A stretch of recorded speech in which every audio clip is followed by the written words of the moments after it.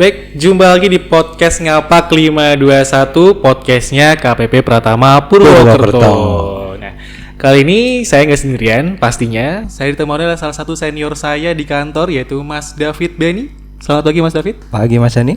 Gimana, sudah sehat ya? Sudah sehat. Kemarin katanya demam Mas? Iya, demam. Tapi kita podcast dulu, baru dilanjutkan demamnya. Oke, berarti bukan demam panggung ya, karena harus podcast ya? Iya. Baik, karena Mas David sedang atau sudah demam gitu ya. Yeah. Saya ingatin pada kawan pajak untuk tetap beraktivitas, untuk Betul. aktif, berolahraga, berjemur mungkin ya, dapat asupan vitamin D gitu ya. Dan juga jangan lupa nih Mas David, ada aktif yang lainnya Mas. Apa? Berjemur sambil berlari. Oh, boleh, itu sangat aktif. Yeah. Tapi ada satu lagi aktif yang harus kawan pajak, terutama yang sudah mempunyai NPWP harus lakukan. Apa tuh? Aktivasi akun Cortex Mas David. Iya, akun Cortex kawan pajak. Betul. Nah, kali ini kita akan membahas materi terkait aktivasi akun Cortex, Ya. terutama bagi kawan pajak yang sudah pernah mendaftarkan diri sebagai wajib pajak, ataupun nanti ketika kawan pajak sudah kenal Cortex tapi ingin mengakses Cortex tapi belum pernah menjadi wajib pajak, kita juga akan bahas ya Mas David ya. Betul. Jadi lingkupnya agak luas, tapi nanti kita akan kemas dalam waktu yang sesingkat-singkatnya gitu Iya, Mas David betul. ya. Baik. Oke. Sebelumnya perkenalkan, nama saya Samsul Hani, penyuluh pajak di KPP Pratama Purwokerto, dan juga Mas David juga sama ya, penyuluh Ya, pajak sama. di KPP Pratama Purwokerto.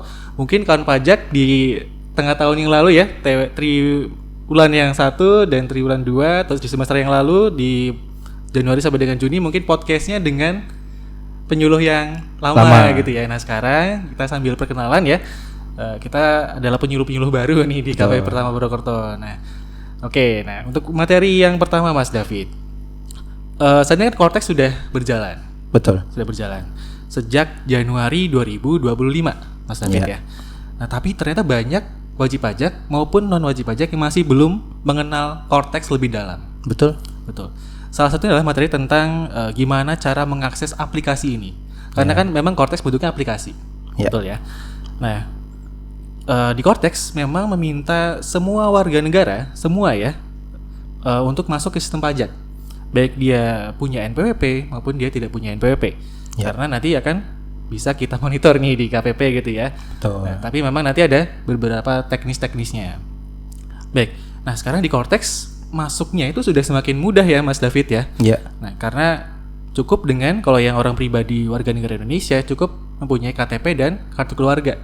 Betul. Kalau yang belum mempunyai gimana? Berarti harus punya KTP dan KK ya, nanti Harus silakan memiliki. diurus di Dukcapil gitu ya. Ya. Baik. Nah, itu nanti untuk yang orang pribadi warga negara Indonesia. Ada juga nanti untuk yang warga negara asing, berarti harus punya paspor dan kartu izin tinggal sementara atau Sementara. kintas. Betul. Nah, Mas David, kita tadi sudah tahu ya Cortex memang menginginkan kita harus masuk ke sistemnya dan sudah dipermudah gitu ya dengan tadi ya, untuk orang pribadi dia menggunakan KTP dan KK, untuk yang lainnya nanti bisa menyesuaikan apakah dia WNA atau dia perusahaan CV gitu ya. Kalau CV nanti harus punya legalitasnya kayak Betul. akta pendirian Semacam dan lain-lain. akta pendirian dan lain-lain. Betul. Nah, sekarang nih yang kita atau mungkin kawan pajak bingungkan nih Mas David ya, yang saya terima informasi di lapangan nih, saya itu dapat bocor halus. Oh, ini bukan sesi yang itu ya. Tapi saya dapat bocoran dari teman-teman saya juga gitu ya di lapangan bahwa kok saya mau daftar Cortex agak susah gitu ya. Ya. Nah, itu mungkin kita harus address nih masalahnya. Kendala-kendala mereka apa. Nah, yang pertama nih Mas David, kita harus ngapain nih kalau mau masuk ke Cortex? Yang pertama harus kita pastikan dulu, kita ini sebenarnya mau aktivasi atau registrasi di Cortex-nya. Oke, ada dua ya, ada Betul. aktivasi akun berarti ya, atau registrasi. Nah, boleh dijelaskan nggak Mas? Dua ini perbedaannya di apa saja? Sebenarnya sih mudahnya adalah wajib pajak atau kawan pajak kalau sebelumnya yang bersangkutan ini sudah pernah login di DJP online, maka nanti di Cortex tidak perlu melakukan pendaftaran ataupun aktivasi. Wajib pajak bisa langsung menggunakan menu lupa sandi. Lupa password, lupa kata sandi ya? Iya. Nah, kalau yang belum punya akun DJP online Mas David? Kalau belum punya, berarti nanti dia harus aktivasi dulu. Aktivasi akun, berarti harus register akun gitu ya? Iya. Baik. Berarti ada dua tadi ya, dua tipe warga negara atau orang ya di Indonesia yang bisa mendaftarkan diri di akun Cortex-nya. Apakah dia aktivasi akun atau hanya registrasi? Ya, Nah, itu nanti tergantung dari kondisinya sendiri ya. Kalau dia ternyata sudah menjadi wajib pajak, punya akun DJP online, dia hanya klik lupa password atau lupa ya, kata sandi. lupa akun atau lupa sandi. Baik, kalau yang sudah atau yang belum punya akun DJP online, berarti dia harus aktivasi akun. Tapi ini untuk yang wajib pajak ya, Mas David. Betul. Ya? Baik. Tapi kalau yang untuk bukan wajib pajak nih, dulu dia belum pernah punya NPWP sama sekali. Itu gimana kalau dia memang diharuskan untuk masuk ke Cortex? Berarti kan dia harus melalui menu pendaftaran tuh. Hmm. Nah, di situ pada saat mendaftar nanti ada dua pilihan kalau dia orang pribadi sudah memiliki NIK atau belum memiliki NIK. Oke. Nah, ketika dia memilih yang sudah memiliki NIK, itu juga ada dua pilihan. Oke. Dia mau mengaktifasi NIK-nya atau dia hanya melakukan register only. Oh, ini masuk ke tadi ya yang menu daftar di sini ada menunya ya. Betul. Jadi kalau ada orang dia lupa atau mungkin dia tahu dia belum punya NPWP, kliknya daftar di sini. Baik, berarti tadi sudah terjawab ya. Jadi kawan pajak yang memang kondisinya tadi ya bisa dibedakan dia punya NPWP ataupun tidak punya NPWP, sama-sama bisa masuk ke akun sama-sama bisa masuk ke Cortex gitu ya Mas Betul. David ya. Baik, selama dia sudah punya data tadi ya kartu keluarga, KTP untuk yang WNI, Ya. kalau WNA tadi punya paspor dan kitas, Ya. artinya dia sebenarnya bisa masuk ke sistem Cortex. Oke, nah Cuman yang tadi tambahan adalah pada saat nanti dia aktivasi, pastikan adalah data wajib pajak atau kawan pajak itu sudah sesuai dengan data di Dukcapil. oh berarti ada yang gak sama? Kemungkinan belum diupdate. Belum diupdate. Jadi ketika dia memilih misal semacam status perkawinan atau jenis pekerjaan, itu bisa pada saat nanti mengisi kalau ada notifikasi kesalahan, kemungkinan memang datanya belum sesuai. Jadi mohon di update terlebih dahulu di Dukcapilnya. Dukcapil, berarti kalau misalkan ada orang nih sudah menikah tapi belum diupdate kakaknya, itu berarti nanti Betul. bermasalah gitu ya. Iya. Jadi persiapan kawan pajak kalau memang sudah ada perubahan status kependudukan, baik status perkawinan, pekerjaan, dan juga mungkin pisah kakak gitu ya, Betul. itu nanti harus diupdate dulu di Dinas Kependudukan dan Pencatatan Sipil di Iya. tempat kawan pajak semuanya atau di KPP di Prokerto maaf, itu nanti di Dukcapil Kabupaten Banyumas, gitu Iya, ya Mas betul. David ya. Baik.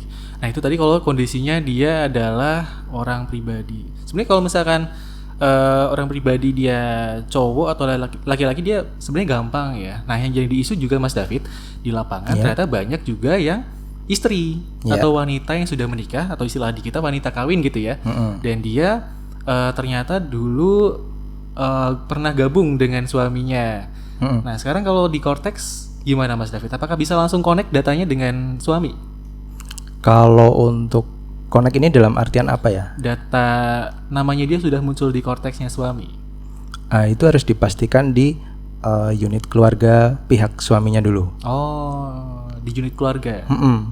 Berarti harus update apa nih? Profil berarti ya. Pertama kalau untuk NPWP suami, pastikan dia di family tax unitnya itu sudah ada nama istrinya.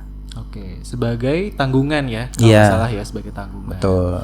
Baik, berarti kalau di lapangan kalau si istri ini mau memastikan apakah dia sudah masuk di akun suami, berarti harus login di akun suami ya atau menanyakan ke suaminya langsung gitu ya.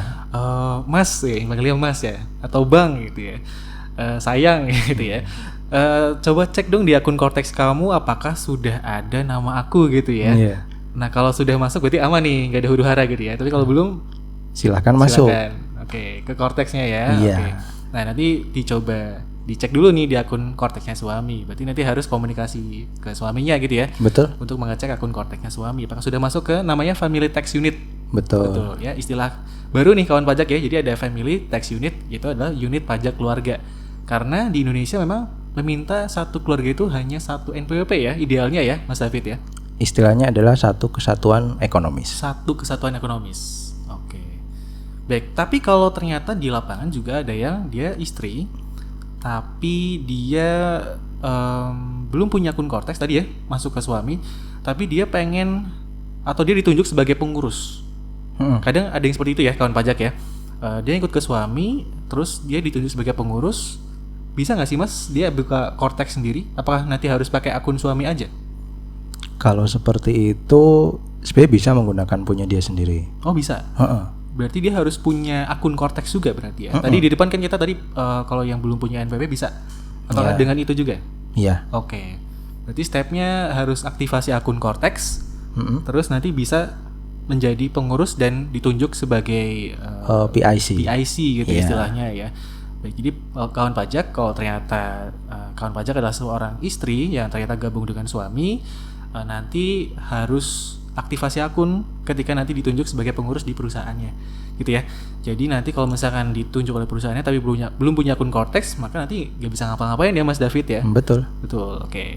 Itu ya. Jadi sudah terjawab nih beberapa kondisi-kondisi di lapangan yang memang sering ditanyakan oleh kawan pajak semuanya ke kami ini di KPP gitu ya.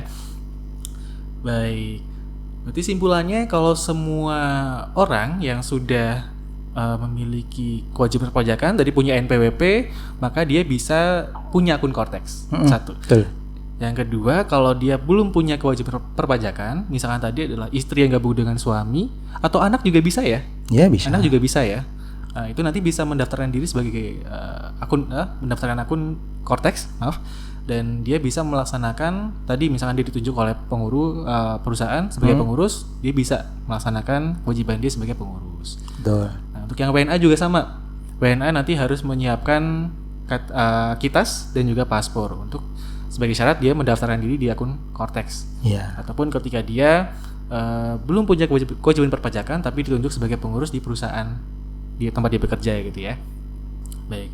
Apakah cuman sampai diaktifasi akun saja Mas David? Ada satu langkah lagi. Apa itu? Kita harus mendaftarkan KO atau kode otorisasi DJP. Oke, kita sebutnya kode otorisasi DJP ya. Iya. Itu apa sih Mas? Sebagai Ini semacam tanda tangan elektronik. Jadi nanti pada saat misalnya kita ada penandatangan bukti potong atau ada penandatanganan SPT, itu dibutuhkan tanda tangan elektronik. Nah, kita menggunakan kode otorisasi yang sudah di-verified oleh DJP.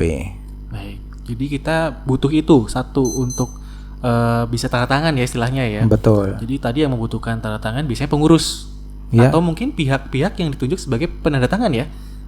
Atau pada saat nanti masing-masing wajib pajak orang pribadi ingin melaporkan SPT tahunan. Oh, jadi ya itu tadi ya. Karena fungsinya sebagai pengganti tanda tangan, jadi ya penggunaannya tadi sesuai dengan kebutuhan yang misalnya tadi untuk laporan pajak pribadi gitu ya. Betul. Bagi yang sudah punya NPWP, sudah aktif nicknya menjadi NPWP, nanti untuk laporan pajak tahunannya dia pakai kode otorisasi. Untuk yang tadi pengurus juga bisa ya. Jadi Bisa. satu kode otorisasi untuk semuanya berarti ya Mas David ya. Sebagai si penanda tangannya. Sebagai penanda tangan gitu Iya. ya. Oke, jadi satu orang penanda tangan bisa menggunakan kode otorisasinya. Nanti untuk tanda tangan pakainya apa Mas? Elektronik. Elektronik, pakai tanda tangan digital gitu, kita tulis tangan gitu mungkin, terus kita copy atau gimana Mas? Oh enggak, kalau kita namanya passphrase. Passphrase, Iya. semacam password kah gitu ya? Ya sama, Sama hanya ya. beda jenis. Beda jenis. Kalau password untuk login, passphrase untuk tanda tangan. Baik. Jadi tadi ya untuk tanda tangan melengkapi akun kita gitu ya supaya nanti bisa digunakan untuk tanda tangan elektronik sebagai bukti pengesahan dokumen gitu ya di Iya. istilahnya di perpajakan nanti ada dokumen-dokumen perpajakan seperti laporan tahunan, bukti potong, mungkin faktur pajak itu nanti menggunakan kode otorisasi DJP. Betul. Tapi kayaknya ada yang lain Mas. Mungkin yang sudah punya sertifikat-sertifikat semacam kode otorisasi juga bisa ya? Ada beberapa pilihan kalau di punya kita. Ada salah satu itu, ini boleh sebut merek. Kayaknya boleh. Tapi karena sudah muncul di Cortex ya, kita sebut aja. Salah satunya Privy kalau nggak salah. Privy. Oh iya, Privy. Sempat ada yang pakai kalau nggak salah waktu itu. Iya, Nah, itu bisa digunakan juga ya berarti ya. betul. Baik. Nah, itu kawan pajak aktivasi akun harus bersamai dengan aktivasi sertifikat digital ataupun tadi kode otorisasi DJP sebagai pelengkap agar kita nanti bisa mengesahkan dokumen perpajakan seperti laporan tahunan, bukti potong dan lain-lainnya. Gitu Iya. ya. Tapi jangan lupa kalau untuk kode otorisasi, pastikan juga bahwa statusnya sampai dengan valid. Oh, ada step tambahan ya berarti Mas David? Ada, dia Ada. harus dipastikan nanti ada menu kode otorisasinya. Setelah membuat kode otorisasi, nanti di nomor identifikasi eksternal, pastikan bahwa sertifikatnya itu sudah valid. Jadi harus diklik dulu periksa status. Periksa status dulu. Ya, setelah periksa status langsung saja klik menghasilkan.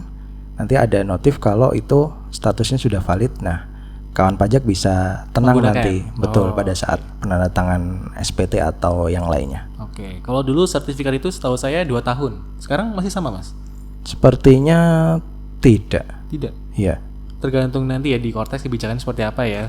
Iya, nanti kalau di Cortex kalau tidak salah ada validnya sampai tanggal berapa. Oh, nanti bisa dicek ya Cek di sendiri akun aja. masing-masing ya. Ini tadi harus mengecek statusnya. Jadi kalau sudah meminta atau kita nanti di menunya ada permintaan kode otorisasi atau sertifikat digital. Ya, Nah, nanti ada step tambahan untuk aktivasi sertifikatnya agar bisa digunakan oleh kawan pajak semuanya.